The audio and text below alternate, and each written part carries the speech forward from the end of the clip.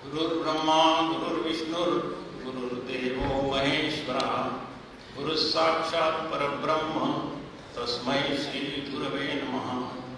ओं श्री विभूषितकरान्नमनीरदाभात् पीताम्बरादरुणबिम्बफलादरौष्टात् पूर्णेन्दुसुन्दरमुखादरविन्दनेत्रात् कृष्णात् परं किमपि तत्त्वमहं न जाने। वसुदेवसुतं देवं कंसचाणूरमर्दनं देवकी परमानन्दं कृष्णं वन्दे जगद्गुरुम्।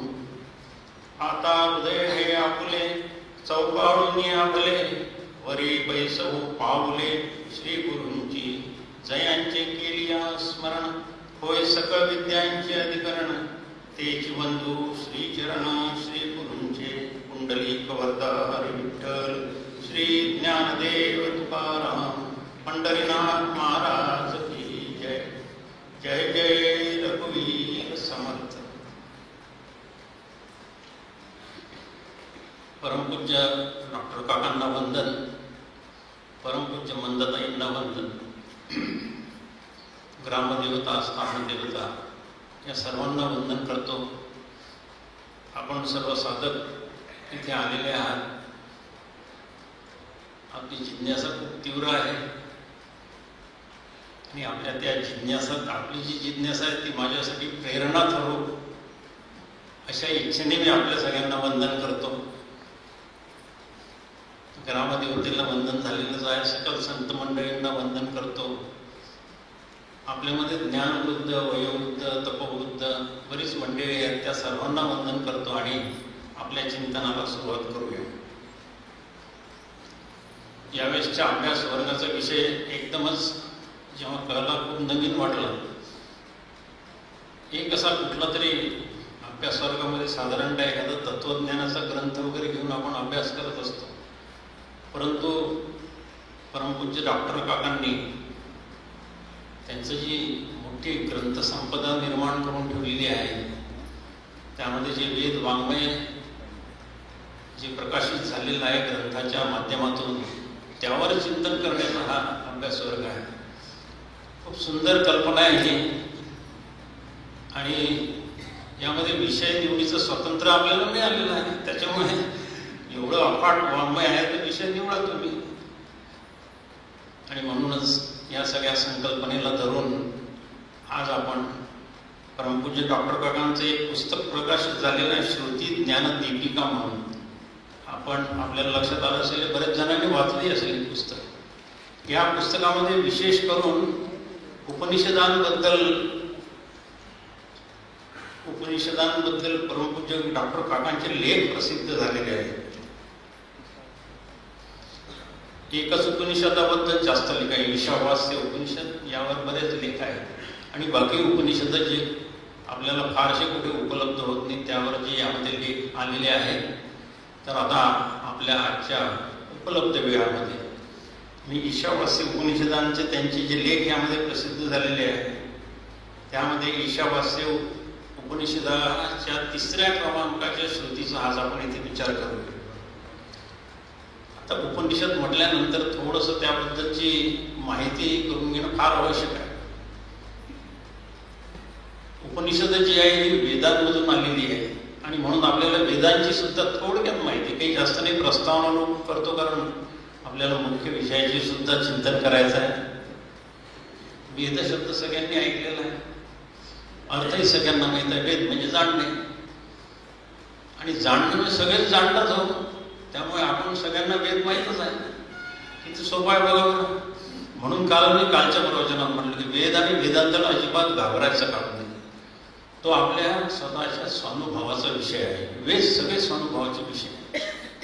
फक्त एकच आहे की या जन्मात आपण या देहात आल्यामुळे सगळेच अनुभव आपल्याला इथे नाही आहेत, म्हणून बाकीचे वेदांमध्ये असलेले अनुभव ज्यांच्या जवळ आहेत त्यांच्याकडून घ्यायचे आहेत, फक्त बस एवढंच करायचं, फरक काहीच नाही। वेदांत कठीण अजिबात नाही, कारण वेदांत स्वानुभवाचा विषय असल्यामुळे तुम्हाला त्याबद्दल प्रमाणही शोधण्याची गरज नाही आहे। छांदोग्य उपनिषदामध्ये सर्वं खलु इदं ब्रह्म तज्जलां शांत उपासी श्रुती आहे, ते उपनिषद सांगते की सगळीकडे ब्रह्मच आहे, फक्त बस सर्वं खलु इदं ब्रह्म. सगळीकडे ब्रह्म भरलेलं आहे. मग आपण जर विचार केला तर आपल्याला सगळीकडे संसारच भरलेला दिसतो ते आपल्या दृष्टीला सध्या. एवढे आपण संसारात आपली मुळं पक्के करून ठेवले आहे की संसाराशिवाय दुसरं काही दृष्टीत पडलं तर त्याच्याकडे संशयाने पाहायला लागतो. अशी परिस्थिती झालेली आहे. पण उपनिषद सांगते सर्वं खलु इदं ब्रह्म. आणि अनुभवाचा विषय आहे. मग हे कसं करायचं? मग त्या अनुभवाच्या काहीतरी आड येत असलं पाहिजे जे आपल्याला सर्वं खलु इदं ब्रह्मच्या अनुभवापर्यंत जाऊन पोचून देत नाही आहे ते तिथे. आणि म्हणून ते सगळे कामं जी करायची आहेत ते शास्त्राला करावे लागते. तुम्हाला वेदाच्या अनुभवापर्यंत पोचून द्यायचं, त्याच्यामध्ये येत असलेले जे प्रतिबंध आहेत ते हटवायचे आणि तुम्ही जे जीवरूप आहात त्या जीवाचं जे मूळ ब्रह्मत्व हे स्वरूप आहे त्या जीवाचं ब्रह्मत्व हे तुमच्या अनुभवाचा विषय करून देणे एवढंच काम उपनिषद हे वेद करतात. पण वेद अनंत आहे. अनंतावे वेद. मग किती वाचणार? एका आयुष्यात एक वेदच तर पूर्ण वाचणं होत नाही. म्हणून ही पण अडचण सोडवली आपली भगवान व्यासांनी सोडून दिली. ते आपल्यावर फार अनंत उपकार आहेत त्यांचे. त्यांनी एका वेदाचे 4 भाग केले आणि मग अभ्यासासाठी सोयीस्कर आहे. तुमच्या बुद्धीचा स्तर कसा आहे त्याप्रमाणे त्या वेदाचा अभ्यास करा आणि समजून घ्या. तेवढं त्यांनी व्यवस्था करून ठेवलेली आहे. 4 वेद आपल्याला माहिती आहे. ऋग्वेद, यजुर्वेद, सामवेद, अथर्ववेद आहे. पण ते अफाट आहे प्रत्येकाचे. ऋग्वेदाचे 10,000च्या वर मंत्र आहे. यजुर्वेदामध्ये तर मंत्रच मंत्र 100च्या वर शाखा आहे त्यांच्या यजुर्वेदाच्या. यांच्याही शाखा आहे ऋग्वेदामध्ये. सगळ्यांच्या शाखा आहे. तेही शक्य होत नाही आहे. आणि मग नेमकं तुम्ही ज्या शाखेचे आहात, ज्या शाखेच्या मध्ये तुमचा 4 वेदांच्या ज्या शाखेमध्ये तुमचा जन्म झालेला आहे त्याचा तरी कमीत कमी अभ्यास करा एवढी अपेक्षा आहे. त्याचा अभ्यास केला तरी तो आपल्याला पूर्ण आहे.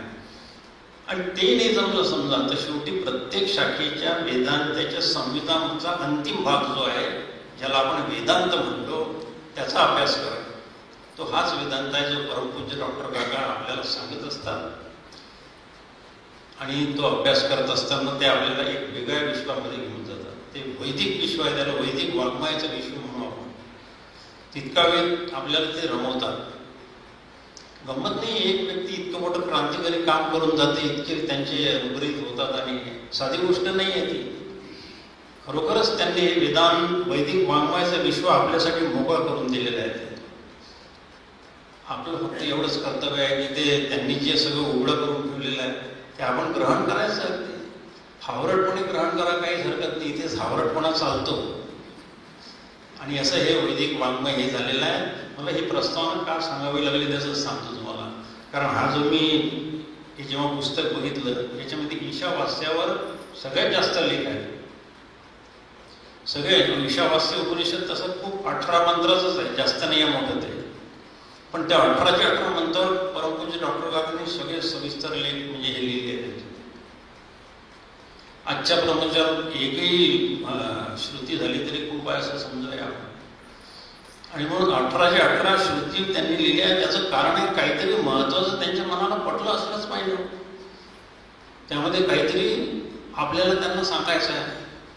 आणि म्हणून त्यांनी हे लेख लिहिले.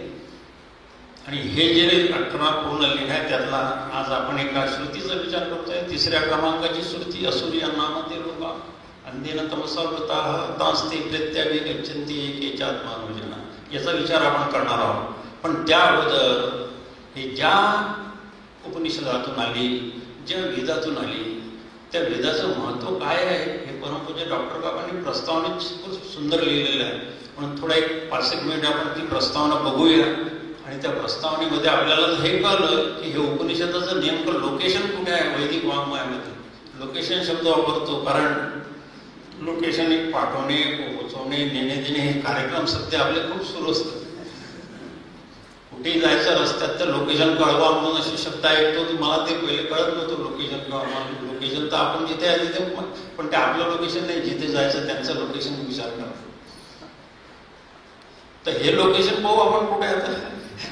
ईशावास्य उपनिषदाचं लोकेशन वैदिक वाङ्मयामध्ये कुठे आहे, त्याचा अर्थ काय आहे, थोडीशी माहिती आहे. ती चांगली माहिती आहे आपल्या सगळ्यांना हे पडेल.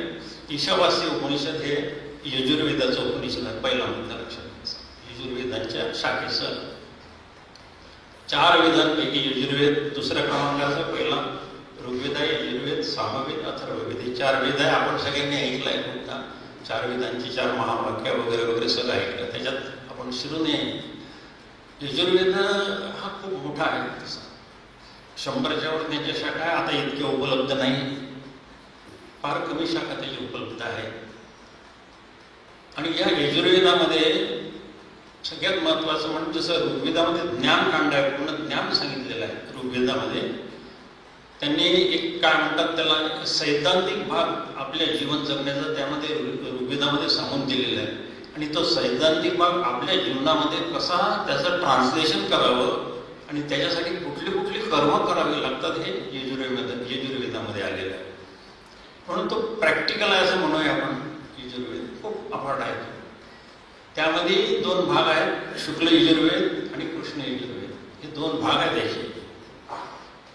मग आपण जे उपनिषद अभ्यास करतो ते कोणत्या ह्याच्यातलं हे आपल्याला पाहावं लागेल. कारण त्यांचे प्रतिपाद्य विषय सगळ्यांचे वेगवेगळे असतात.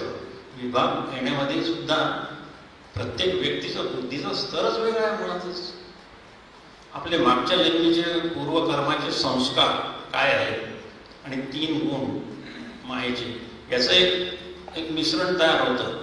आणि त्या मिश्रणातून एक तिसरा पदार्थ निर्माण होतो. त्याला आपला स्वभाव म्हणतात.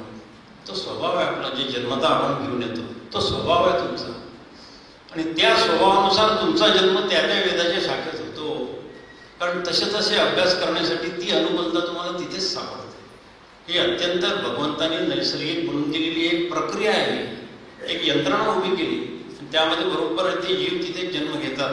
बरोबर तिथे अभ्यासासाठी अनुकूल वातावरण असल्यामुळे तिथे अभ्यास करतात आणि समजून घेतात. तर ईशावास्य उपनिषद हे शुक्ल यजुर्वेदामध्ये आहे. त्याच्याही शाखा आहे शुक्ल यजुर्वेदाच्या. त्याच्यामध्ये काण्व शाखा आहे, माध्यंतिन शाखा आहे, वगैरे आहे तशा. तर आपलं उपनिषद आहे शुक्ल यजुर्वेद काण्व शाखी हे उपनिषद आहे. दुसरा भाग आणखी वेद म्हणजे 2 प्रकार. वेदांचे 2 मुख्य भाग आहेत. लक्षात ठेवूया आपण. एक असतो मंत्र भाग आणि दुसरा असतो ब्राह्मण भाग म्हणतात त्याला. एक मंत्र भाग फक्त वेदांचे मंत्र आहे आणि दुसरा ब्राह्मण भाग. त्याच्यामध्ये तुम्हाला सगळे त्या मंत्राचं प्रॅक्टिकल कसं करावं हे ब्राह्मण भागामध्ये. यजुर्वेदाचा शतपथ ब्राह्मण आपण नाव ऐकलं असेल. यज्ञ संस्थेचं पूर्ण माहिती होतं. सर्व अगदी काय म्हणतात त्याला यज्ञाबद्दल पाहायचं तर शतपथ ब्राह्मणच रेफर करायचं. ऋग्वेदाने ते नाही. ऋग्वेदाने ज्ञान सांगून मोकळे झाले. यजुर्वेदाने ही सगळी माहिती त्यामध्ये संकलित केली आणि त्या शतपथ ब्राह्मणामध्ये सगळ्याच प्रकारचं त्रेतायुगामध्ये हे विशेष करून झालेला याज्ञवल्क्य ऋषींचा जो वेळ होता जनक राजाचा काळ, त्या काळामध्ये ही सगळी निर्मिती झालेली आहे. कारण या यजुर्वेदाचे प्रमुख कर्ते याज्ञवल्क्य ऋषीच मानले गेलेले आहे. प्रस्थानं खूप लांबेल म्हणून मी ती गोष्ट सांगत नाही. तर फार छान आहे. याज्ञवल्क्य ऋषी पहिल्यांदा त्यांनी एक शब्द वापरतो त्यांच्याबद्दल ऋषी आहे पण वापरू नये. एक प्रकारचं त्यांनी क्रांती केली. क्रांतीला आपल्या गावराणी भाषेमध्ये बंडखोरी म्हणतात. आणि ते ज्या आश्रमात होते त्या आश्रमामध्ये त्यांच्याशी त्यांच्या गुरुशी भांडण झालं. ते वेगळे झाले. त्या आश्रमामध्ये त्यांनी जेवढी काही विद्या शिकली सगळी ओकून दिली आणि ते बाहेर पडले. गायत्रीचा जप केला, सूर्याची उपासना केली आणि सूर्याच्या प्रसाद म्हणून हा यजुर्वेद निर्माण झालेला. शुक्ल यजुर्वेद म्हणतात त्याला. शुक्ल म्हणजे शुभ्र, निर्दोष, निष्कलंक असा हा शुक्ल यजुर्वेद निर्माण झाला. याची काण्व शाखा आहे. त्या शाखेमध्ये हे उपनिषद आहे. आता एक लक्षात घ्या. पहिले तर वेद पवित्र, पण भगवान व्यासांनी आपल्या बुद्धिबलाने त्याचे 4 भाग करून ते सुद्धा अतिशय सुंदर करून ठेवले. त्यात याज्ञवल्क्य ऋषीने आपली तपश्चर्या ओतून पुन्हा हे मंत्र आपल्यासाठी संकलित करून दिले. इतकी पवित्रता त्यात चालत आपल्यापर्यंत आलेली आहे. आणि फक्त 18च मंत्रामध्ये तुमचा पूर्ण कार्यक्रम सफल करायचा.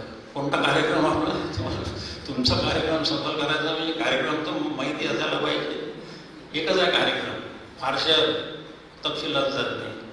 येण्याची शरीरे शरीरा येणे सरे किंबहुना येर झाले चिरा पडे.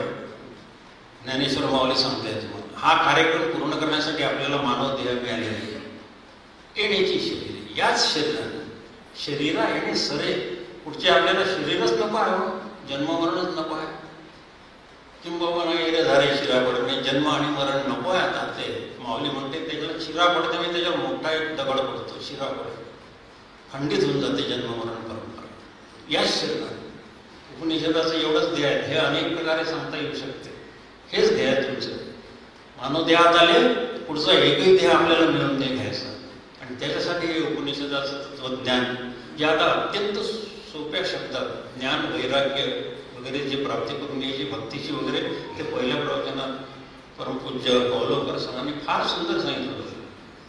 पण त्याचं खालचं जे तत्वज्ञान आहे ते उपनिषदाचं तत्वज्ञान आहे. ते तत्वज्ञान आपल्याला हे करण्यासाठी ज्ञान वैराग्य आणि भक्तीची आवश्यकता आहे.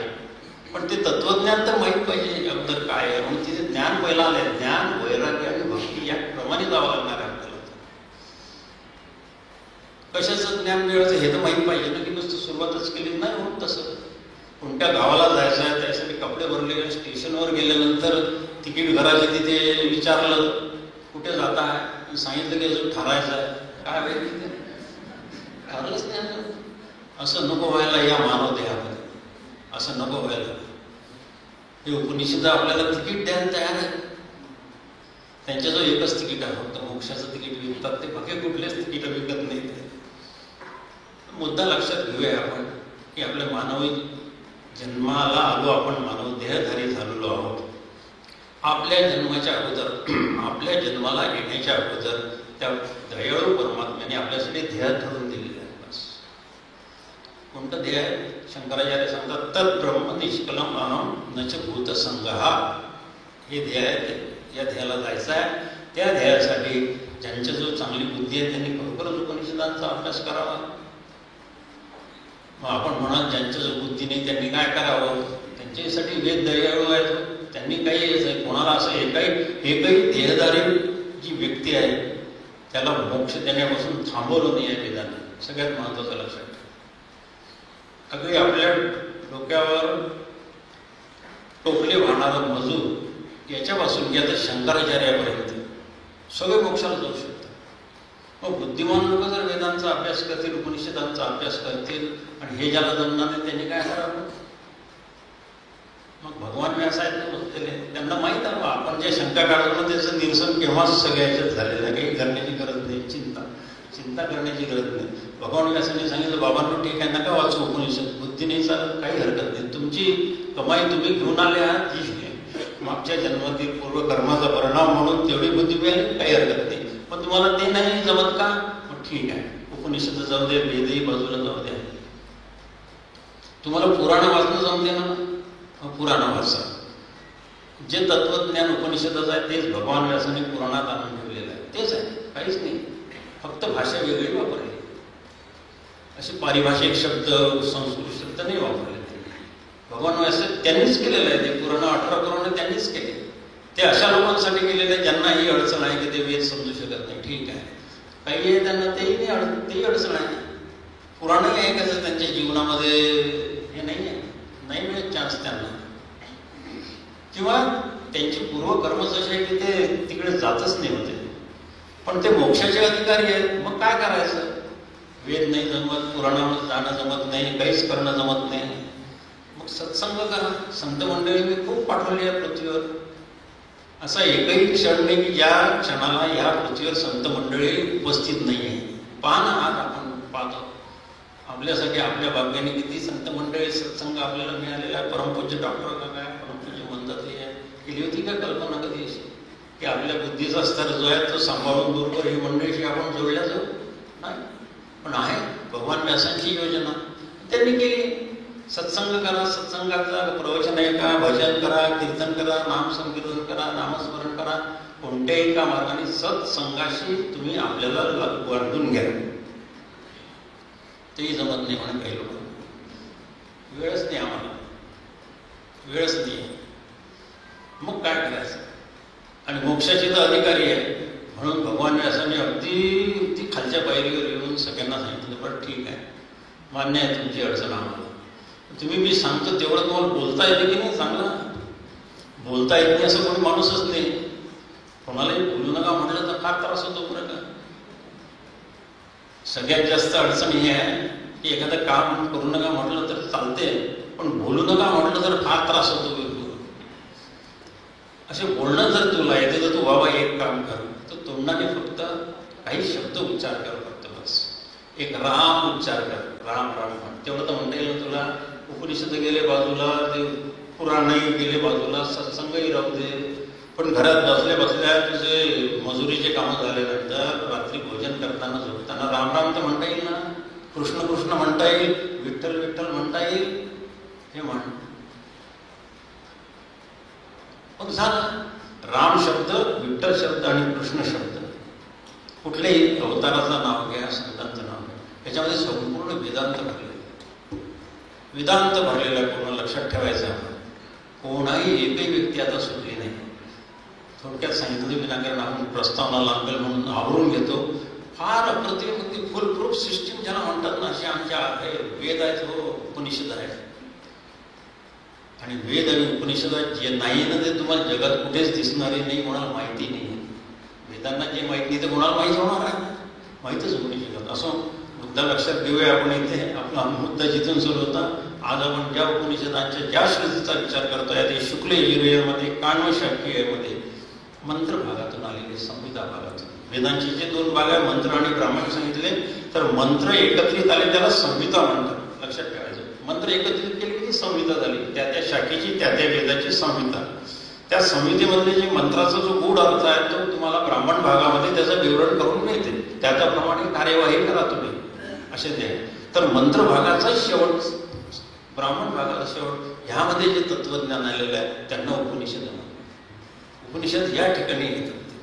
संपूर्ण तत्वज्ञान या विश्वाचं कुठलंच रहस्य तुमच्यासाठी आता शोधायला आलेलं नाही.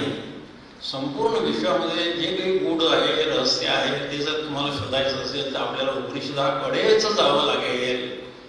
म्हणून परमपूज्य डॉक्टर काकांनी उपनिषदाच्या म्हणजे वैदिक वाङ्मयाचा प्रसार आणि प्रचार करण्याचं कार्य का घेतलं हे आता आपल्या लक्षात येईल. त्याच्यासाठी मग हे तुम्हाला जे काय म्हणतात त्याला, त्याच्या प्री कंडिशन्स असतात, ते वैराग्य वगैरे हे करावं लागतं. त्याच्याशिवाय तुमचा अधिकार तिथे मिळत नाही. भक्ती करा, वैराग्य म्हणा अंगामध्ये, विवेक करा, समाधी षटक संपत्ती अंगी म्हणून घ्या, मोक्षत्व, श्रवण, मनन, निधी, सगळे बहिरंग अंतरंग साधने करा. प्राप्त इथे याल तुम्ही उपनिषदाच्या तत्वज्ञानाजवळ येऊन थांबा तिथे. आणि हे उपनिषद आहे 18च मंत्राचं आहे. थोडक्यात सांगतो, ईशावासी उपनिषद 18च मंत्राचा आहे. या 18 मंत्रामध्ये सर्व वेदांताचा सार भरलेला आहे.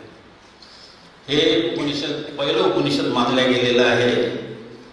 आणि या उपनिषदाचा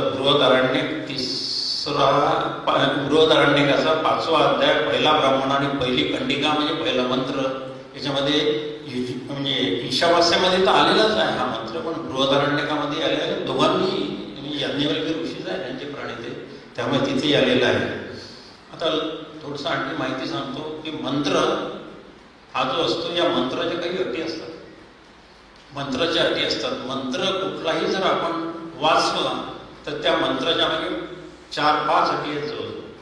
त्या मंत्राचा एक द्रष्टा ऋषी असावा लागतो. द्रष्टा ऋषी, तो मंत्राचा द्रष्टा ऋषी म्हणतात त्याला. त्या मंत्रामध्ये छंद असावा लागतो. छंद म्हणजे वैदिक व्याकरणामध्ये, छंद म्हणजे वैदिक व्याकरणामध्ये विशेष शब्दांची योजना विशेष पद्धतीने केली असते, त्याला छंद म्हणतात. वैदिक मंत्र जे आहेत त्या मंत्रामध्ये जे गेय व्हावे म्हणून, गाता यावे म्हणून, जसं आपण नाही का काव्यामध्ये शार्दूल विक्रीडूल वगैरे जे असतात ना अलंकार, तशा टाईपचे आहेत, त्याला छंद म्हणतात. ते छंद असतो त्याच्यामध्ये. प्रत्येक मंत्रामध्ये छंदाचा द्रष्टा ऋषी असतो. छंदाची, त्या वैदिक मंत्राची एक देवता असते आणि त्या वैदिक मंत्राचा विनियोग असतो.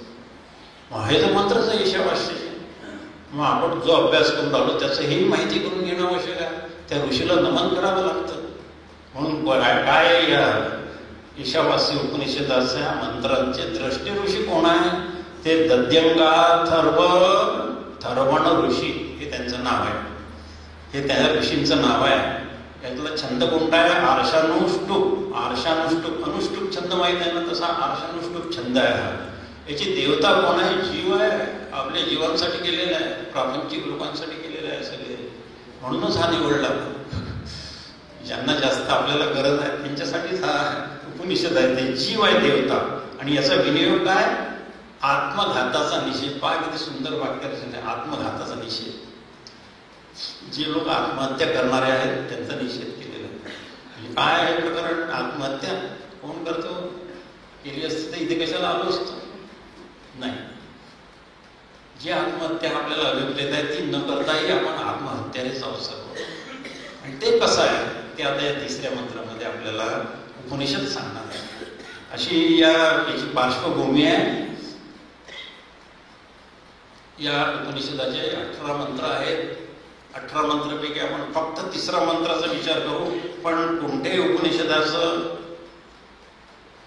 हे जे आहे, कोणत्याही उपनिषदाचं जे तत्वज्ञान आहे ते नुसत्या एका मंत्रामध्ये काही आपल्याला उलगडून येत नाही. त्यासाठी आपल्याला त्या उपनिषदांच्या अगोदरचे संदर्भ बघावा लागतो. म्हणून तिसरं काय आहे आपलं ते उपनिषदाचं मंत्र आपण आता मी म्हटला तो पुन्हा एकदा म्हणून दाखवतो आणि मग त्याचा आपण विचार करू. इथे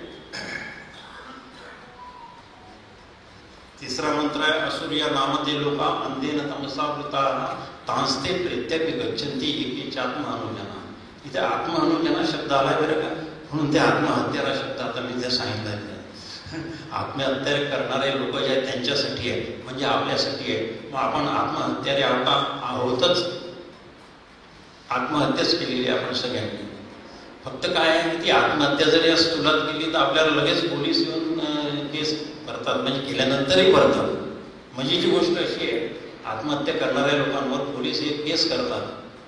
स्वतःचाच जीव स्वतः घेतला म्हणून त्याची केस तयार असते. मला माहित नाही वकील साहेब जास्त जणतील त्या बाबतीत, पण करतात असं म्हणतात.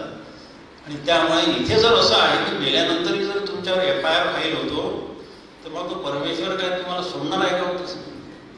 त्या परमेश्वराच्या दरबारात तुमच्यावर एक मोठा FIR फाईल झालेला असतो, तुम्ही आत्महत्या करणार आहेत. आणि म्हणून त्याचा संदर्भ बघू आपण. ती आत्महत्या आपण जी केली ती कशा प्रकारची आत्महत्या आहे? उपनिषदांनी तुम्हाला यापासून कोणता संकेत दिलेला आहे? आणि हा तिसरा मंत्र विशेष करून आपल्या प्रापंचिक लोकांसाठी आहे. म्हणून मी थोडासा विचार केला की याबद्दलच थोडं चिंतन करूया. कारण पहिले 2 मंत्र इतके तत्वज्ञानाच्या उच्च पातळीवर त्यांचा आपल्याला उपदेश आहे केलेला की तो तर आपण वाचून समजू शकतो. पण नंतर हे तिसरा मंत्र वाचल्यानंतर लक्षात येते. पहिला मंत्र जो आहे, ईशावास्यमिदं सर्वं यत्किंच जगत्यां जगत् तेन त्यक्तेन भुञ्जीता मा क्रोधः कस्य सिद्धनं, हा पहिला मंत्र आहे. थोडक्यात सांगतो, त्याचं हे विवरण खूप आहे. ईशावास्यमिदं सर्वं यत्किंच जगत्यां जगत्, या ब्रह्मांडामध्ये हे जे आपलं जगत आहे की नाही, जडचेतनात्मक जगत, याला ईशावास्यम इदं सर्वं, ईश्वरी भावनेने सगळं त्याला व्यापून टाकलेलं आहे. त्या ईश्वरी भावनेने व्यापून टाकलेल्या या जगतामध्ये तुम्ही सुद्धा तीच भावना करून या जगताला ईश्वरी भावनेने व्यापून टाका. ईशावास्य ईश्वराचा व्यास आहे. ईश्वराने ते व्यापून घेतलेलं आहे. अंतर्बाह्य व्यापलेला आहे बरं का. एक कुठला अणुसुद्धा सुटलेला नाही. असा उपनिषदाचा आदेश आहे तुम्हाला. हा पहिला मंत्र जो आहे ना, पहिल्या मंत्रावर शंकराचार्यांनी भरपूर भाष्य लिहिले आहे. म्हणजे चांगलं त्याचा अर्थ खूप आहे. यत्किंच जगत्यां जगत, ते यातलं हे जे जडचेतनात्मक जगत आहे तेन त्यक्तेन भुञ्जीता, त्याचा त्याग करून त्याचा उपभोग करा. मजेशीर गोष्ट आहे. याचा त्याग करा आणि त्याचा उपभोग घ्या. उपभोग घ्यायला सांगितलं आहे पण त्याग म्हणजे सोडून देणे असं आपण समजतो. पण सोडून देणे 2 प्रकारचं असतं. एक म्हणजे स्थूल स्वरूपाने त्या वस्तूचा त्याग असतो आणि एक दुसरा जो त्याग असतो तो आपण त्याला आपल्या अंतःकरणाने सुद्धा त्याचा त्याग करू शकतो. त्यामध्ये असलेली आसक्ती आणि ममता याचा त्याग करणे म्हणजे वस्तूचाच त्याग ठरतो. आणि म्हणून स्थूल वस्तू जरी आपण त्यागली नाही आणि अंतःकरणात असलेली आपली त्या वस्तूबद्दलची आसक्ती आणि ममता जर त्यागली तर ती वस्तू त्यागल्यासारखी होते. असा तिचा त्याग करून भुञ्जीता, त्याचा भोग घ्या. आपण हावरटपणाने आपल्या आसक्ती असलेल्याचे भोग घेतो की नाही बघा. पण आता आपली थोडी तुलना करत राहतो. उपनिषद काय सांगते आणि आपण काय वागून राहिलो आहोत. भगवंतांनी उपदेश दिलेला आहे आपल्याला. तेन त्यक्तेन भुञ्जीता, खूप सांगता येईल याच्याबद्दल. म्हणून इथे त्याग शब्द आला. तेन त्यक्तेन, त्याचा त्याग करा आणि भोग घ्या. त्यागामध्ये भोग. त्याहून भोग कसा होईल असं आपल्या प्रापंचिक लोकांना वाटते. आपण भोग त्या वस्तू आपल्या संग्रहाला पाहिजे, सारखं त्याचे भोग घेता आले पाहिजे अशी व्यवस्था करतो. आवडलेली वस्तू वर्षभराचे गहू तांदूळ भरून घेऊन देतो, जे चांगले वाटतात ते. मिळाले नाही बाजारात तर काय करता, नाही का? त्याग करायचं. मग काय करायचं? त्यागही करता येतो. वस्तू प्रत्यक्ष समोर आहे, तिचा उपभोग सुरू आहे, तरी त्याबद्दलचा त्याग करता येतो. त्याबद्दलची असलेली आपली आसक्ती अंतःकरणातली आणि त्याची असलेली ममता, आसक्ती आणि ममता जर काढून टाकली त्याच्यातली आणि वस्तू तुम्ही उपभोग केला तर तो त्यागामध्ये जमावतो. असं त्या उपनिषदाचा वाक्याचा अर्थ आहे. आणखी 4-5 अर्थ विचारांतांनी केले, त्यात जाऊन यावं. तेन ते गुंजिता मा क्रोधक कस्य धनम. भला धन हे कोणाचे आहे? धन कोणा आक्षेप सूचक आहे त्याच्यामध्ये. धन कोणाचं आहे? आता धनचा अर्थ काय? धन म्हणजे आपल्याला पैसा एवढंच माहीत आहे फक्त बस. पण नाही, पैशाने ज्या ज्या गोष्टी विकत मिळतात सगळं धनामध्ये जमा, सगळंच धन म्हटलं जातं. आणि धन म्हणजे भोग्य वस्तू, याला धन म्हणतात. भोग्य वस्तू म्हणजे धन आहे. आता कल्पना करा, घरात आपलं किती संग्रह काम यादी करा बरं घरातल्या वस्तूची. एखाद्या किराणा दुकानात नसतील त्याच्यापेक्षा मोठी यादी आपल्या घरात असते त्या भोग्य वस्तूचा. आणि म्हणून म्हटलं की त्या भल्या कोणाच्या आहेत हो, त्याचा विचार करायला सांगितलं. या भोग्य वस्तू आपल्या नाहीच. जन्म झाला त्यावेळेस आपण हे एवढं मोठी यादी घेऊन काही आलो नाही, एकही वस्तू आणली नाही. जाताना सुद्धा ही यादी इथेच ठेवून जाणार आहे, काही घेऊन नाही जाणार, काही आणलेलं नाही आहे. आणि तरी माझं माझं माझं माझं सगळ्यामध्ये हे होऊन बसलो आहो. त्या माझेपणाचा त्याग ते करायला सांगितलं. पहिलाच मंत्र आहे. हे तुम्हाला जमत नसेल, शेवटचा मंत्र आहे महापूजक कस्य स्विज्ञानम मध्ये तुम्ही संन्यासी व्हा असाच अर्थ आहे. कारण सगळ्या भोग्य वस्तूचा त्याग केला म्हणजे अंतःकरणात वैराग्य येते. पहिलं प्रवचन मला मदत करणारं ठरलं. आणि वैराग्य आले की त्याचा ऑटोमॅटिकच आपल्याला परमेश्वराच्या प्राप्तीचा लाभ होतो. त्याच्यामध्ये त्याग केल्यानंतर आपल्याला त्या वस्तूची आसक्ती राहत नाही. संन्यास होऊन पडतो त्याचा. संन्यास झाला की मग परमेश्वराची खूप मोठी आपण संन्यास झाला. इथला संन्यास म्हणजेच त्याग नाही. त्या त्यागामध्येच सगळे आपल्याला प्राप्ती आहे. त्यागे नाही की अमृतत्व मानुष्य, त्यागामध्येच आहे अमृतत्वाची प्राप्ती. त्यागे नाही की अमृतत्व मानुष्य. लक्षातच ठेवायचं अमृतबिंदू उपनिषद. आणि म्हणून या त्याग आपण त्यागच करायला. आणि जे करतात त्यांना खूप महान त्यागी आहे वगैरे त्यांचं कौतुक करतो. पण बाबा तुझी काय परिस्थिती? संसारात सगळ्याच वस्तूच आसक्त होऊन पडलेला आहे. त्यांचं कौतुक करतो म्हणजे हे याच्यातला विरोधाभास लक्षात घ्या. त्यागाचं कौतुक आपल्याला आवडते पण त्याग नाही आवडत केलेला. हा मुद्दा लक्षात ठेवा सगळ्यांना. त्याग करायला नको आहे पण त्यागही जे आहेत त्यांचं मात्र आम्ही त्यांना डोक्यावर घेऊन नाचू होते. अशा विरोधाभासात आपलं जीवन जगणं सुरू असते. तेनं त्यक्तेन गुंजिता महापूजक कस्य सिद्धम. हे ज्याला जमत नाही, संन्यास नाही जमत त्याला. या पहिल्या उपनिषदामध्ये विचारवंतांनी सांगितलं की तुम्ही ईश्वराच्या भावनेने या जगामध्ये स्वतःलाच आच्छादित करून घ्या. स्वतःसहित सगळं जग आच्छादित करून घ्या. सगळं त्यागून टाका आणि भगवंताचं चिंतन करत राहा असा त्याचा अर्थ आहे. म्हणजे भगवंताचं ध्यान करीत राहा. म्हणून पहिलं उपनिषद हे ध्यान मार्गाचं आहे. लक्षात. उपनिषदातला पहिला मंत्र हा ध्यान मार्ग सुचवतो आहे. दुसरी वेळेला हे ज्याला जमत नाही, ज्याला हे पहिला मंत्राचा अर्थही कळला नाही, तो करतही नाही, त्यागे त्याच्याने होत नाही, मग काय करशील बाबा तू? पूर्वन्य हे कर्माने जी विशेषतः समा एवं तो ही मान्यता येतोच ती न कर्मालिप्यते मध्ये दुसरा मंत्र. तुला नाही जमत तर काय ठीक आहे, मग पूर्वन्य हे कर्माने कर, कर्म करत पैसे जी जी विशेषतः समा. 100 वर्षे जिवंत राहील अशी इच्छा बाळगा. ते 100 years कर्म कर, त्याशिवाय तुझ्याकडे मार्ग नाही आहे. जी जे विशेषतः समा एवं तो ही नान्यतेव असती न कर्मलिप्यते. कर्माच्या करण्याला सुरुवात कर. ते कर्म तू कर. पूर्वन म्हटलेलं आहे, करत राहा कर्म. पूर्वन नाही याच्यामध्ये करत राहा ते कर्म. 100 वर्षी इच्छा कर जगण्याची. आणि काय शेवटचं 5 चरण मजलं न कर्म लिप्यते नाही. पण ते अशा रीतीने कर की तू त्या कर्मात लिप्त होणार नाही. याशिवाय दुसऱ्याकडे मार्ग नाही. म्हणजे निष्काम भावनेने कर. थोडक्यात आपण त्याच्या विवरणात जातो. निष्काम भावनेने कर्म कर. पहिला आहे ध्यान मार्ग म्हणजे ज्ञान मार्ग. दुसरा मंत्र कर्म मार्ग आहे. पण आता अशी आहे की जसं आपण आता पाहिलं की काहीच न जमणारे लोक आहेत. उपनिषद कळत नाही, पुराणं कळत नाही, काहीच कळत नाही त्यांना. सत्संगात जाणं जमत नाही, भजन कीर्तन हे त्यांना चान्स भेटत नाही, देव शब्दाचा अर्थ माहीत नाही. मग त्यांना रामराम म्हणायला सांगितलं ना, तसा आता हा तिसरा मंत्र आपल्या प्रपंचिकासाठी येत आहे. प्रपंचिकासाठी तिसरा मंत्र आहे. वर्ष दोन्ही ज्याला जमत नाही, ज्याला ध्यान मार्ग जमत नाही, ज्याला ज्ञान मार्ग जमत नाही, त्याला दुसऱ्या मंत्रामध्ये कर्मही जमत नाही, कर्मही कशी करत राहायची. विषय खूप मोठा आहे, पण एक सांगतो. भगवंताचं एक फार मोठं वचन आहे गीतेमध्ये, जिथे ते 18व्या अध्याय शेवटी येते, यथेच्छसी तथा करू. तुला वाटेल तसं कर. मग भगवान काय शेवटी अर्जुनाला सांगून जाऊन कंटाळले होते. काय याला किती सांगत राहिले. पहिल्या अध्यायापासून त्याचं ब्रेन वॉशिंग सुरू केलेलं आहे. 40व्या श्लोकापर्यंत कर्माची, 18व्या अध्यायातल्या 40व्या श्लोकापर्यंत खूप सुंदर कर्माची मांडणी केलेली आहे. 40 ते 55 श्लोकापर्यंत पुन्हा कर्माचं सूक्ष्म स्वरूप सांगितलेलं आहे. 55 कर्मामध्ये भक्तीचं महात्म्य आहे. भक्त्यावाम अभिजानाती यावान्याशास्मी तत्वता. आणि पुढे जे सांगितलेलं आहे की भगवंताला वाटलं आता याला हे सगळं जर समजत नसेल तर शेवटचा एक मार्ग सांगतो, सर्व धर्मांपरित्यज्य मामेकम शरणं व्रज. मला शरण आहे, बाकी काहीच करू नको तू. जसं हे राम राम म्हण, कृष्ण कृष्ण म्हण, बाकी काही करू, तसंच सांगितलं शेवटी. सर्व धर्मांपरित्यज्य मामेकम शरणं अहं त्वां सर्व पापेभ्यो. तो पापाला भीत होता ना अर्जुन. द्रोणाचार्याला मारलं तर पाप होईल, भीष्माचार्याला मारलं तर पाप होईल, स्त्रिया विधवा होतील. पहिला अध्याय बघा अर्जुन विषयात. समाज रचना बिघडून जाईल, स्त्रीशु दुष्टा शुभार्षणीय जायते वर्ण संकरा, हे होईल, अशा भीतीच्या दडपणाखाली होता.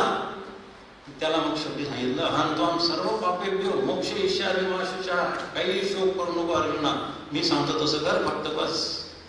सर्व धर्मान पाप पुण्यात्मकच्या सगळ्या संकल्पना काढून टाकतो, मला शरण आहे. माऊलीचे सुंदर होय. आपण आता म्हणून शकत वेळ नाही, 11:15 वाजते. अतिशय सुंदर होय माऊलीच्या, वाचून घ्या. शरणागती काय असते ते शेवटच्या या 55व्या श्लोकापासून तर शेवटपर्यंत अर्जुनाला भक्तीमधली शरणागती समजून सांगितलेली आहे. हे शरणागती समजून सांगितले. आणि पाहिलं की अर्जुन हालतही नव्हता, डोलतही नव्हता, मख्ख पाहत होता. तर भगवंताला वाटलं की याच्यावर काही परिणाम झाला नाही, होते अजिबात काही परिणाम झाला नाही. म्हणून शेवटी यथेच्छसी तथा करू. जा बाबा, मी इतकं सांगितलं, तुला वाटेल ते कर. आणि ते का म्हटलं, कारण भगवंतांनी स्वतः कर्ममार्गामध्ये प्रत्येक जीवाला क्रियमान करण्याचं स्वातंत्र्य दिलेलं आहे. भगवंताने विचार केला की बा अर्जुन विचार करेल असा मनात की मला ते आज्ञाच देऊन राहिले, धनुष्यबाण युद्ध कर, आज्ञाच देतात. आणि इकडे म्हणतात क्रियमान करण्यासाठी तू स्वतंत्र आहे, मी माझ्या मनाने का वागू नये. म्हणून ते म्हणतात यथेच्छसी तथा करू. जा वाटत तसं कर, तुला काय करायचं. पण असं उपासात्मक नाही. तिथे अर्जुनाने एक भाव भगवान श्रीकृष्णाचा नोंद केली त्याची, नाही भाऊ माझ्या हा काहीतरी उद्धाराची तळमळ आहे भगवंताच्या अंतःकरणात, त्या तळमळी खातीर म्हणतात. तसं आपलं पोरगा एखादा, आपण त्याला शिकवायला पाठवलं बाहेर, सगळी त्याला व्यवस्था करून दिली हो, ती काही त्याला कशाची कमतरता नाही ठेवली. सुंदर कॉलेज निवडलं, त्याला चांगला हॉस्टेल केलं, त्याला गाडी घेऊन दिली, घोडं घेऊन दिलं, काय सगळं केलं, त्याची व्यवस्था केली. तो अभ्यासच करत नाही. तर बाप थकून काय म्हणतो, तर बाबा आमचं सांगणं काम आहे, तुला पहा, तुला पटेल तसं कर, असं म्हणतो की नाही. पहा तसं हे अपत्याच्या वात्सल्य प्रेमापोटी भगवंताने म्हणलं यथेच्छसी तसा गुरु. अर्जुनाला कळलं. नंतर त्याच्यामध्ये एकदम जी चेतना जागृत झाली, बस करिष्य वचनांतर, शेवटी सांग आता मी काय करू. धनुष्यबाण ज्यांनी टाकला होता त्यांनीच उचलला. नंतर प्रपंचिकासाठी या तिसऱ्या श्रुतीमध्ये असं सांगितलं. फार महत्वाचं आहे. श्रुतीचा आपण विचार करण्याकडे जाऊया. अर्थभाव असूर्या नामतील लोक अंधेन तमसा होता तांस्ते प्रेत्याभी गच्छन्ति एकेच्या आत्मानुजन. पहिल्या ह्याच्यात नाही जमलं, ध्यानयोग सांगितलं तुला, ज्ञानयोग सांगितलं, ते नाही जमत कर्म कर, ते नाही जमलं. मग असे लोक आहे की मनाला वाटेल ते. आता पाहतो ना आपण, आता सध्याची परिस्थिती तीच आहे. आपल्याच मनाने कर्माची इंटरप्रिटेशन करतात, वाटेल ते करत बसतात, शास्त्राला विचारतही नाही. आणि गीता तर सांगते तस्मात शास्त्रम प्रमाणात ते कार्यकारी व्यवस्थित हो. तुम्हाला काय कर्म करायचं यासाठी शास्त्र प्रमाण आहे. मग प्रमाणाला सोडून आपण मनात केले तर भगवान मग आपल्यापेक्षा हुशार आहे. भगवान तो काही असं समजू नका. त्यांनी तुम्हाला काय क्रियामान करण्याचं स्वातंत्र्य दिलं, तुम्हाला तसाच जाऊ देईल. तू जाऊ दे, आपलाच पोरगा बिघडला एखादा तर काही हरकत नाही असा नाही विचार करत तू. त्यांनी ठरवलं की याला आता काही ना काहीतरी दंड केलाच पाहिजे. त्याची दंड संहिता फार कठीण आहे बरं का. त्याचा क्रिमिनल प्रोसिजर कोड आहे ना, तो आपल्याला सहन नाही होत. त्यांनी एक मनुष्याचा जन्म दिला, आपल्याला मानव देह दिला, सगळं करायला सांगितलं, सगळी यंत्रणा तुमच्या देहामध्ये व्यवस्थित त्याची रचना करून पाठवली. इथे सरासार विवेक तुमच्याजवळ दिला आहे, वैखरी वाणी दिली आहे जी कुठेच नाही आपल्याला दिसत, आणि तरी तुम्ही काहीच करणार नाही. तर मग मी सांगतो ते ऐका तुम्ही. आता काय सांगितलं भगवंतांनी? असुर या नामते लोका. आपल्या लोकांसाठी एक वेगळंच त्यांना विभागच उघडावा लागला. शेवटी ऐकत नव्हतं भगवंताचं, काहीच ऐकलं नाही. त्याचा परिणाम आहे दंड झाला. इथे मृत्यू लोकांवर तर केलेच आहे. 84 लक्ष त्यांनी विभाग मॉडेल निर्माण केले. 84 लक्ष ऐकत नाही म्हणून. असुर या नामाचे लोक, जे लोक उपनिषदांच्या आज्ञा म्हणतात. लक्षात ठेवूया पण फार महत्वाचं आहे. श्रुती स्मृती ममैव आज्ञा, माझ्या आज्ञा आहे. या आज्ञा जे म्हणतात, या आज्ञांचं जे उल्लंघन करतात, आपण त्या पदामध्ये म्हणतो कधी न उल्लंघावे श्रुती वा स्मृती. आता सुंदर पद आहे, त्याच्यामध्ये हे चालेलं आहे. त्या आज्ञा आपण उल्लंघन करतो, मोडतो, मनाला वाटेल तसं. शास्त्र पाहत नाही, काही पाहत नाही. मग चला इथे आता असुर या नामाचे अंधेन तमसा होता, तो लोक निर्माण करून ठेवला भगवंताने. तिथे काय 2-3 इंटरप्रिटेशन आहे ते सांगतो. असुर या नामाचे लोक, सूर्यच नाही आहे तिथे. पण सूर्य नसला म्हणजे आपण काय करतो, झोपून राहतो की काही कामं करतच नाही. रात्र झाली म्हणजे नाही, आपल्या सगळ्या कर्माचा जो पसारा आहे तो आवडता घेतो. हा एक अर्थ आहे त्याचा, काही हरकत नाही. पण असुर शब्द आहे मूळ त्याच्यामध्ये. असुर या नामाचे लोक, असुर शब्द आहे. अंधेन तमसा होता, अंधकाराने आणि तमाने म्हणजे मोहाने तो व्याप्त झालेला आहे. असा तो लोक मी निर्माण. इथे काय गुरु शिष्याचा संवाद वगैरे काहीच नाही. शुद्ध तत्वज्ञान, जसं शुद्ध परमार्थ पहिल्यांदा आपण ऐकलं की इथे शुद्ध तत्वज्ञान इथे परमात्म्यानेच आपल्यापर्यंत या माध्यमातून आपल्यापर्यंत पोहोचवलेलं आहे. तिथे सूर्यच नाही आहे, तिथे अंधकार आहे पूर्ण. अंधकाराला दुसरा शब्द अज्ञान असा आहे. म्हणजे अंधेन तमसा होता. तम म्हणजे अंधकार, अज्ञानच त्याचा शब्द आहे. तमस म्हणजे जरा गाढ अंधकार असतो ना, अगदी काहीच दिसत नाही. तमसा होता हा, त्याने तो आवृत्त झालेला हा लोक. तांस्ते प्रत्येकी गच्छन्ति. हे जे लोक आहेत ना, जे माझ्या सगळ्या आज्ञांचं उल्लंघन करून मनमानी करतात, त्यांना मी प्रेत्यापि गच्छन्ति, म्हणजे प्रेत्या म्हणजे मृत्यूनंतर त्यांना तिथे पाठवतो. आणि शेवटचं चरण महत्वाचं आहे, एकीच आत्महनुजना. प्रापंचिक लोकांना आत्महत्यारे म्हणून, तुम्ही सगळे आत्महत्यारे आहात. थोडं भाऊ विचार करू, 5-10 मिनिटं शिल्लक आहे आपल्याला, त्याचा विचार करू आपण. असुर या नामाचे लोक, असुर शब्द आहे. परमपूज्य डॉक्टर काकांनी फार सुंदर अर्थ घेतला आहे तो त्यांच्या या लेखाने. लेखाचा पूर्ण सारांशच सांगतोय बरं का. असुर, असु शब्दाचा अर्थ प्राण असा आहे. असु प्राण, र म्हणजे रमणे, प्राणात रमणारे असा त्याचा शाब्दिक अर्थ होतो. पण त्याचा अन्वयार्थ जर आपण लक्षात केला तर प्राणाच्या जेवढ्या क्रिया आपल्या शरीरामध्ये चालतात त्या सगळ्या क्रियामध्ये जे रमणारे असतात, म्हणजे आपल्या दिवसभराच्या सगळ्या चेष्टा म्हणतो त्याला, चेष्टा, हालचाली, कर्म हे प्राणाच्या ऊर्जेवर चालतात.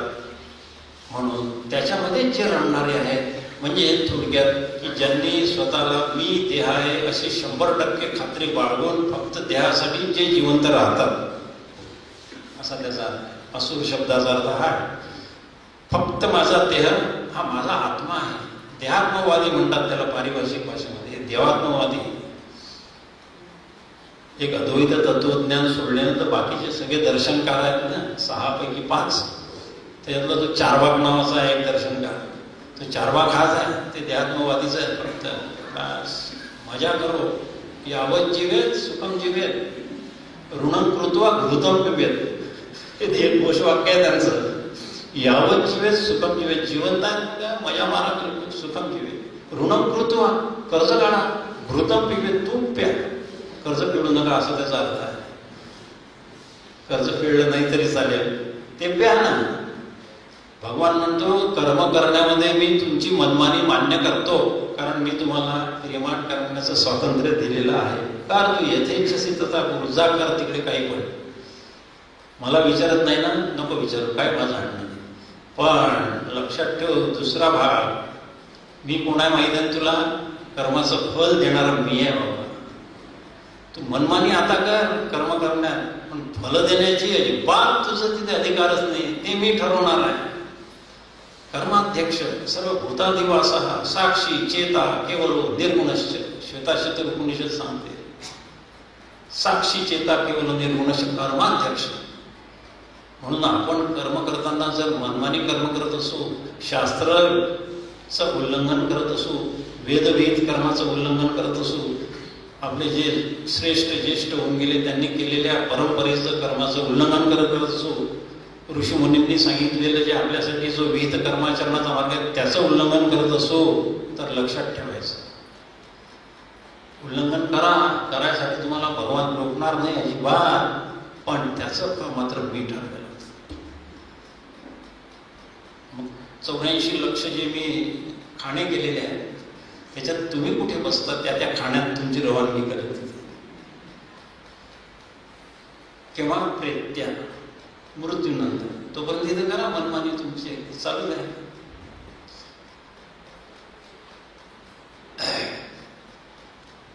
वाईट वाटते ना, पण आपल्यासाठी आहे बरं का. आता थोडंसं आठवून पहा की आपण रोज सकाळी उठल्यापासून ते दुसऱ्या दिवशी सकाळी पुन्हा उठल्यापर्यंत 24 तासाचा टाइम घेऊ आपण. झोपेचा काळ सोडून द्या, पाहिण्याकडे आपले पराक्रम सुरूच असतात. त्यातले किती पराक्रम धर्माच्या आज्ञेची नावाखाली आहेत आणि किती पराक्रम धर्माचे उल्लंघन करायची यादी करायची एक दिवस. तर धर्माच्या आज्ञा पालन करून जे पराक्रम केले त्याच्यामध्ये 2-4 जमा होतात किती माहित नाही, पण ही यादी एवढी मोठी होते की सप्लिमेंटरी घेऊनही ती पुरत नाही, वाढतच जाते. धर्माचं उल्लंघन खुलेआम सुरू, परंपराचं उल्लंघन खुलेआम, काही म्हणजे समजत नाही कधी कधी की ज्याला काही रॅशनॅलिटी ज्याला म्हणतात की काही विचार करण्याची क्षमता नाही. परमेश्वराने सारासार विचार आपल्या बुद्धीत घालून आपल्या जन्माला घातलं आणि ते सगळं आपण गुंडाळून ठेवलं पूर्ण. माझ्या देहाला काय बरं वाटते फक्त याचाच विचार करून तसेच कर्म करत सुटलो. बघा, मनुष्य प्राणी हा एकमेव प्राणी या जगामध्ये म्हणतो म्हणजे ब्रह्मांडात म्हणून असा एकमेव आहे की जो वेदाज्ञा उल्लंघन करतो. तुम्ही या दुसऱ्या मनुष्येतर देह जेवढे आहेत तिकडे पहा, ते कधीही धर्माचं उल्लंघन करत नाही बरं का. शाकाहारी प्राणी कधीच मांसाहार केलेला दिसणार नाही. तुम्हाला दिसतो का कधी? गाय कोणाची तरी शिकार करून त्याला खाऊन राहिली, कधी पाहिलं का असं? आणि वाघ आपला सरळ वरण भात भाजी पोळी खाल्लेले बसून जाऊन कुठे दिसलं का? नाही, कधीच नाही करत ते. भगवंताने त्यांच्यासाठी योजना करून ठेवलेली आहे, कारण ज्यांचं पाप खूप होते ना त्यांना पाप भोगण्यासाठीच फक्त त्या योनीमध्ये टाकले जाते. हे कृपा आहे भगवंताची बरं का, लक्षात ठेवायचं. हे किडे किटकुल आपल्याला वाटत असेल पण ते अत्यंत दुःख भोगत असतात. पशु पक्षी किडे किटकुल तिर्यक योनी, जमिनीला समांतर ज्यांचे पाठीचे कणे असतात ते साप विंचू वगैरे दुःख योनी दुःख भोगतात. आणि तिथे जर त्यांना क्रियामान करण्याचं स्वातंत्र्य दिलं असतं ना तर माहित नाही जीव कधीच मुक्त झाला नसता. तिथे त्यांनी सगळे पराक्रम करत चालला असतं, वाटेल त्याला चालला असता, वाटेल त्याचं. तसं नाही होत. ते कर्माचे सूत्र बांधले गेलेले आहे सगळे बरोबर. ते पाप भोगतात, तो देह सोडून देतात, पुन्हा दुसरा देह त्यांच्या प्रारब्धात जसं काही आहे ते करण्यासाठी येतात. असं करत करत करत पाप कमी कमी होतं. जेव्हा पुण्याच्या समसमान होते तेव्हा या मनुष्य देहात येतो आपण. हे जंक्शन आहे, जंक्शन आहे. इथे 2 मार्ग जातात, ऊर्ध्व आणि अधो. मधला मनुष्य योनी आहे. इथे तुम्हाला पूर्ण स्वातंत्र्य दिलेलं आहे भगवंताने. वर जायचं की खाली जायचं ठरवा तुम्ही. आणि हा असुरिया लोक आहे ज्यांनी हे केलं की वेदांच्या आज्ञा उल्लंघन करायचे. हे काही आपल्याला विहित कर्माचरण करायचं नाही, पापाचरणच करत राहायचं. तर मग आपण अधोगच्छन्ति तामसा, गीताच सांगते 14व्या अध्यायात तुम्हाला जावं लागणार आहे तिकडे. आपला चॉईस नाही आहे बरं का तिथे, लक्षात अजिबात नाही. कर्म करण्यास स्वतंत्र आहे. आपण त्या कर्माची फळं एकही रोखू शकत नाही. मला सांगा, तुम्हाला कोणाला जर ताप आला तर ते कर्माचं फळ आहे की नाही? ताप येणं हे कर्माचं फळ आहे. टायफॉइड झाला, त्यांनी काही सत्यनारायण केला होता का टायफॉइड होण्यासाठी? बरेच दिवसात मला ताप आला नाही म्हणून मी आता एक सत्यनारायण करतो. कोणी केलं होतं का? एकही कर्म. मला दुःख होईल यासाठी जर मी करत नसेल तर मला दुःख व्हायलाच नको ना. सांगा बरं, विचार करा. खूप सुंदर युक्ती आहे, याला वेदांतामध्ये युक्ती म्हणतात. जर मी सगळे हालचाली, सगळे कर्म सुख मिळण्यासाठी जर करत असो तर मला सुखाशिवाय दुसरं मिळालंच नको काही. मग दुःख का होते? मला कर्म जे मी करत आहे त्याचं काहीच ज्ञान नाही, करून राहिलो, असं आहे त्याचा अर्थ. जे कर्म मला दुःख देणार आहे ते मी केले, सुख मिळणार म्हणून. खरोखरच तसे केले आणि म्हणून मला दुःख झालं. बरं, आता दुःख झालं तर जसं पूजा करण्यासाठी मी स्वतंत्र आहे, पूजाला करावं की नाही करावं हे स्वतंत्र आहे. तसं तुम्हाला दुःख जे होईल, म्हणजे एखादा ताप येईल किंवा एखादी व्याधी होईल तर ती व्याधी ताबडतोब जावी याच्यासाठी तुमच्या हातात आता काही नाही. ती व्याधी, त्याचं दुःखाचा क्वांटम जो आहे, क्वांटम शब्द वापरतो, दुःखाची जी मात्रा आहे ती पूर्ण दिल्याशिवाय तुमच्या इथून हटत नाही. किती औषध उपचार करा. साधे साधे रोग आयुष्यभर जातात, त्यांना दैवी रोग म्हणतात. अस्थमा कधी बसणार नाही. कॅन्सर तर शेवटी तिथे नेल्यानंतरच तो पूर्ण बसतो. काही रोग असे आहे की ते तुम्ही कोणत्याच वेळेला मग का वागत नाही होत, तुमचं काही चालत नाही तिथे. जोपर्यंत परमेश्वर तुमच्या दुःखाचं एक फळ तुमच्यापर्यंत पोहोचवत नाही तोपर्यंत तो त्या यादीमध्ये तुमचं नाव चालूच ठेवतो. मानव देहातले संपले दुःख बघून तर दुसऱ्या देहात नेतो तुम्हाला. पुनरपी जननम पुनरपी मरणम पुनरपी जननी जठरे शयनम, नाही सुटका. उपनिषदांचं जर अर्थाचं चिंतन केलं ना तर असं अंगाला थरथरी सुटते की आपण काय करत आहोत आणि आपण काय करायला पाहिजे. असं आपण शेवटच्या चरणाचा विचार करून थांबूया. अशा या लोकांमध्ये आपल्याला मृत्यूनंतर आपली रवानगी होते, जी आपण मनमानी करणारे आहोत. आपण शास्त्राच्या आज्ञा पाळणार नाही, उपनिषदाच्या आज्ञा पाळणार नाही. परंपरा काय, आपले पूर्वज 50-100 वर्षापूर्वी जे करत होते ते करणं आपण बंद केलं आहे. आता स्वतंत्र मिळाल्याबरोबर स्वतंत्राचा दुरुपयोग पहिले सुरू झाला आहे, दुरुपयोगच सुरू झाला आहे आणि आता करत करून आलो ते तसं. आणि म्हणून त्याचा अर्थ असा आहे की सगळं भगवंताला हे अजिबात आवडलेलं नाही आपण केलेलं. म्हणून त्यांनी आपल्याला हे अशी एक असुर या नावामध्ये लोकांमध्ये आपली व्यवस्था करून ठेवलेली आहे. त्या लोकांमध्ये सगळा अंधकार आहे, अज्ञान आहे, नुसतं भरले मोह आहे. मोहित दशा आहे आपली, जिथे मी कोण आहे हेच कळत नाही. मोह शब्दाचा अर्थ हा मुख्य अर्थ हाच आहे. मी कोण आहे हे न कळणे याला मोह म्हणतात. साधी साधी व्याख्या आहे. म्हणून आपण मी कोण आहे हे जर सांगू नाही शकलो तर आपण मोहित आहोत असं आपणच आपल्याला प्रमाणपत्र दिलं तरी चालतं. मोहित आहोत सर्व. उपनिषद ओरडून ओरडून सांगतात तुम्ही कोण आहात. तत्वमसी नाही, ते तू आहेस. जीव ब्रह्मरूप आहे साक्षात, आणि ते असूनही असे दुःख बघतो. त्याला कारण आहे मनमानी केलेली आहे, ते हे कारण आहे त्याचं मुख्य म्हणजे. आपण ब्रह्मरूप आहोत सर, आपण आनंद रूप आहोत. दुःख आपल्या वाटेला कधी जायची, दुःखाची हिंमत नाही आहे. दुःखाची हिंमत नाही आपल्या वाटेला जाईल म्हणून. आपल्याला सुख पाहिजे, दुःख विरहित. अगोदरच्या प्रवचनातला मुद्दा फार सुंदर आला, तो लक्षात ठेवतो. आपल्याला सुख पाहिजे, दुःख विरहित. सुख गेलेलं ना चालत नाही, आपल्याला कायम राहिलेलं पाहिजे. दुःख न आलेलं पाहिजे. एवढे सगळे चॉईस ठेवून आपण इथे वावरून राहिलो. पण जे कर्म करतो ना त्या कर्मामधून आपल्याकडे सुख दुःख येते हे नाही कळत ना. म्हणूनच ते उपनिषदाकडे जावं लागतं, पुराणांकडे जा, वेदांकडे जा, गुरुजीकडे जा. आपले जे कोणी ज्येष्ठ श्रेष्ठ सांगतील त्यांच्याकडे जाऊन समजून घ्या. कोणाचंही रागद्वेष करणं सोपं आहे, कारण रागद्वेष सहज करू शकतो, माणसाच्या स्वभावात. पण रागद्वेष करण्यामध्ये काय कर्म बिघडतात हे जाणून घ्यावं लागतं पहिले. कोणाचा मत्सर करणं सोपं आहे, मत्सर करा ना, काय हरकत नाही. भगवंताने दिलं स्वतंत्र करा, पण मत्सराचे फलभोग भोगायला तयार राहा तुम्ही. सर्वभूती परमात्मा आहे, भागवताचा घोषवाक्य आहे, सर्वभूती भगवत भाव. मग तुम्ही द्वेष कशाला कराल? त्याचा द्वेष करणे म्हणजे भगवंताचा द्वेष करण्यासारखं आहे. त्याला दुःख देणे म्हणजे भगवंताला दुःखी करणे आहे. हे तर समजून घ्यायला पाहिजे. मग एवढी मजल केली मानवाची, त्याला भगवंतालाही दुःख पोचवत होतो आणि मग तरी तुम्हाला त्यांनी मात्र चांगलं सांभाळून ठेवायचं की ते सुखामध्ये होऊ शकत नाही.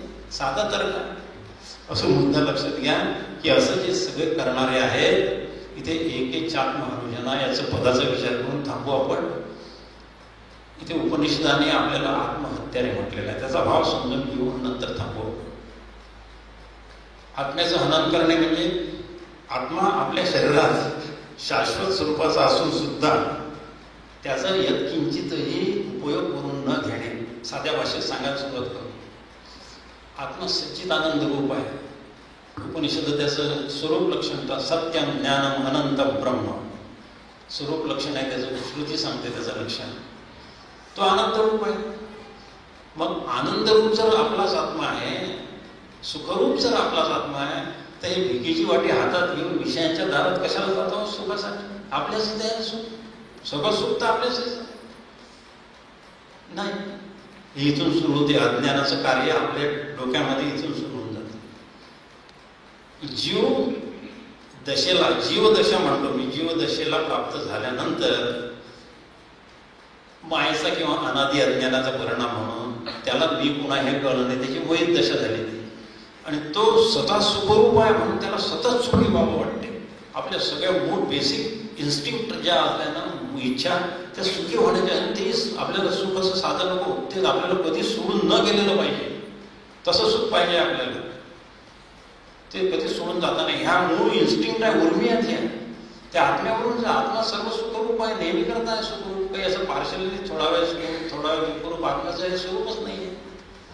मग ते असताना, मी सुखरूप असताना मला सुख प्राप्तीची इच्छा व्हायलाच नको ना.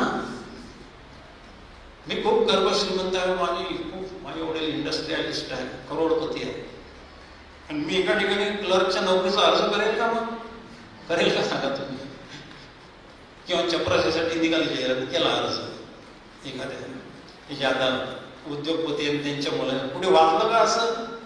पण आपण तसं करून आलो आहे ना. पण त्या ईश्वराच्या दरबारामध्ये तुम्हाला एवढं गर्भ श्रीमंत करून पाठवलं, तुम्ही आपलं चाललंय, घेतली वाटी हातात भिकेची, चालले पंचविषयाच्या दारामध्ये सुख मागण्यासाठी. तुमचा आत्मा आत्मदेह तो कुटस्थ रूपाने बसलेला आहे, सुखाचा साठा अनंत आहे त्याच्याकडे, आणि सुख मागण्यासाठी चालले विषयाच्या दारामध्ये. आणि त्या सुखाच्या साठ्याला असं पूर्ण दुर्लक्षित करायचं आणि सुखासाठी पंचविषयात जाऊन निंदाय बरे वाईट कर्म करायचे आणि सगळ्या प्रकारे शास्त्रविरुद्ध कर्माचं आचरण करायचं. याला काही मान्यता मिळेल का? तर ईश्वराच्या दरबारात कधी मिळू शकत नाही. आणि या आत्म्याला जो सुखरूप असून त्याच्याकडे पूर्ण दुर्लक्ष करायचं, तो मृतवत झाला आपल्यासाठी, मृतवतच झाला ना. आणि तरी सुखासाठी आपण बाहेर होतो. या अर्थाने शंकराचार्यांनी आपल्या भाषणामध्ये लिहिलेलं आहे की हे सगळे आपण प्रापंचिक लोक आत्महत्यारे ठरतो. आत्म्याची हत्या केली आपण. हा सगळ्यात जास्त गंभीर गुन्हा आहे मानव जातीमध्ये. आपण जन्माला येऊन जर त्या आत्म्याला आपण न जाणता निघून गेलं, सगळ्यात मोठा गुन्हा आहे. दुसरं उपनिषद सांगते, एक श्रुती सांगतो, लक्षात आई लागल्या, इह चेद वेदी तथ सत्यमस्ती न चेती हा वेदी महती विनष्टी भूतेषु भूतेषु विचित्य धीरा प्रेत्यास्मान रूपात अमृता भवती. प्रेत्यास्मान रूपात आलेला शब्द इथे. इह चेद वेदी तथ सत्यमस्ती. बाबांनो, इह लोकामध्ये केनोपनिषद सांगते आपल्याला, केनोपनिषदामधली श्रुती आहे, या इह लोकामध्ये तुम्ही जर काही या आत्म्याला जाणून घ्याल, आपल्या स्वरूपाचा साक्षात्कार करून घ्याल, तर काही ना काही तुमचं बरं आहे, सत्यमस्ती, काही ना काही तुमचं ठीक आहे. म्हणजे तुम्ही न चेदिया, तुम्ही जर जाणलंच नाही. आता जसं आपण करून राहिलो, महती विनष्टी, महान विनाशाला तुम्ही जाल. इथे असुर्या नामातील लोक शब्द वापरला, त्या श्रुतीने महान विनाश शब्द वापरलेला आहे. महान विनाशाला तुम्ही जाल. मग काय करायचं ते सांगितलं. भूतेषु भूतेषु विचित्त धीरा प्रेत्यास्मान लोकात अमृता भवन्ति. प्रत्येक भूत मात्रामध्ये तुमचा जसा सुखरूप आत्मा तो पहा सगळ्यांमध्ये. भागवतामध्ये हे साध्या शब्दात सांगितलं, सर्व भूती भगवत भाव. पाहायला शिका, भक्ती मार्ग आहे तो. त्यांनी त्याग करायला नाही सांगितलं, भक्ती मार्ग त्यागाच्या भानगडीत नाही पडलं. त्यांनी या सगळ्यांना जसं ईशावास्य मिदनसर करून घेतलं ना, तसं सगळ्या तुम्हाला जे काही दिसते, पाहता, ऐकता, जे काही जाणीव येते ते सगळंच ईश्वर रूपा म्हणून पाहायचं. आपोआप त्यागले जात होतो, आपोआपच घडते ती प्रक्रिया. भूतेषु भूतेषु, भूत भूत शब्द आहे. भूत शब्दाचा अर्थ भूभव म्हणजे जे जे अस्तित्वात आलं ते, म्हणजे चर आणि अचर, जिवंत आणि जे जिवंत नाही म्हणजे जड. ते प्राणी मात्रामध्ये, सर्व प्राणी मात्रामध्ये, जड याच्यामध्ये विचित्य धीरा तो परमात्माच उपलब्ध आहे असं जाणून घ्या. न चेतिया वेदित महती विनश्री, नाही तर तुम्ही विनाशाला, तुमचा विनाश अटळ आहे. बरं, एका उपनिषदाने सांगितलं ते ठीक आहे, पण दुसरी एक उपनिषद आपल्याला वॉर्निंग देते. वॉर्निंगवर वॉर्निंग देऊन आले सगळ्या बिलकुल अगदी. कठोपनिषदाने एक वॉर्निंग दिली आहे, तेवढी सांगतो थांबतो. प्रत्येक वेळेस म्हणून आलो पण बस थांबतो जगते. यचेत शकत बुद्धुम प्राक शरीरस्य विस्रसः, यचेत शकत बुद्धुम प्राक शरीरस्य विस्रसः ततः सर्वेषु सर्गेषु लोकेषु शरीरत्वाय कल्पते. अर्थ सांगतो म्हणजे लक्षात येईल. यचेत शकत बुद्धुम, बाबा या लोकांमध्ये तुम्ही जर शक्य झालं तर, शकत बुद्धुम जाणलं, जर तुम्हाला जाणून घेणं शक्य झालं, काय प्राक शरीर विसर्सा, तुमचा शरीराचा पात होईपर्यंत, शरीरातून बाहेर पडेपर्यंत, मृत्यूच्या अगोदर काय जाणेपर्यंत अगोदरच्या श्रुतीमध्ये सांगितलं ते आत्म्याला जाणं. एवढाच एक श्रुती आणली म्हणून त्याचा संदर्भ अगोदरशी आहे. ते आत्म्याला जाणा. केव्हा जाणा? तुम्ही मृत्यूच्या थोडक्यात म्हणजे हे या देहाला आपण सोडून जाण्याच्या त्या आत्म्याला जाणून घ्या. नाही जाणलं तर ततच सर्गेषु लोकेषु शरीरत्वाय कल्पते. सौम्य भाषा वापरली, प्रेमाची भाषा वापरली कठोपनिषदात. नाही तर चालते मग सर्गेषु लोकेषु. सर्ग म्हणजे सृष्टी निर्माण होते, सृष्टी निर्माण झाली की आली पुन्हा जन्माला तिथे, देह घेत राहा तिथे. शरीरत्वाय कल्पते, शरीर पुन्हा मिळण्याची योग्यतेची होत जातात. कठोपनिषदाने वर्णन दिली, केनोपनिषदाने वर्णन दिली, इथे ईशावास्य सांगून आलं. आता तरी जर आपल्याला समजलं नसेल मग काय करायचं? काहीच इलाज नाही. ते आपण त्याच लोकात पुन्हा आपण येणार आहे. प्रेत्यास्मान रूपात अमृता भवंती नाही होणार आपल्यासाठी. आपल्यासाठी पुन्हा जिथे जन्ममरणाची परंपरा अखंड चालू आहे तिथे आपल्याला जावं लागणार आहे. तुम्हाला आवडो न आवडो परमात्मा तुमचं कन्सेंट घेणार नाही. तुम्हाला नाही विचारणार. मी तुला एवढं सगळं गाईड दिली, सगळी टेक्स्ट बुक वाचू नको, गाईड दिली तयार करून, तरी तू जर काहीच करत नाही, जा आता पुन्हा 84च्या फेऱ्यात ये, पुन्हा कधी बुद्धी झाली तर कर, पुण्य असेल तुझ्या पदरी, तुला सद्बुद्धी होईल, नाही तर चालू दे तुझं पुनरपी जनन पुनरपी मरणं. हे सगळं आपल्याला परमपूज्य डॉक्टर काकांनी त्यांच्या प्रवचनात खूप सुंदररित्या समजून सांगितलेलं आहे. सुंदर लेख आहे, ते सगळे वाचा त्याच्यामध्ये. आणि त्यांनी आजच्या आपलं जी जीवनशैली आहे त्याच्याशी सुद्धा त्याचा विचार त्यामध्ये केलेला आहे. सगळी आपण जीवनशैली जशीच्या तशी राहू देऊ, काही फरक नाही पडत, काही सवयी सोडायच्या नाही, काही नाही. पण अंतस्थ आपल्या अंतःकरणामध्ये हे सगळं आपण करू शकतो. जसं त्याग करून भोगता येते या उपनिषदाने सांगितलं. एखाद्या गोष्टीचा त्याग करून त्याचा भोग घेता येते, त्यातलं महत्त्व काढायचं फक्त. आणि आसक्ती काढली की ती वस्तू आपल्यासाठी नसल्यासारखी होते. हो, काय करा ना तसं. ही एक फार मोठी गुरुकिल्ली, पण ती परमपूज्य डॉक्टर काकांच्या हातात आहे, परमपूज्य मंदात आहे. ते गुरुकिल्ली सांगतात आपल्याला. आपण आता त्यांच्या चरणीच विनंती करू की अशी गुरुकिल्ली तुम्ही आम्हाला द्या, म्हणजे आमचं इथे आपल्या स्वर्गात येण्याचं सार्थक होईल. एवढं बोलून मी इथे वाणीला विराम देतो. पुंडलिक वरदा हरी विठ्ठल श्री ज्ञानदेव तुकाराम पंढरीनाथ महाराज.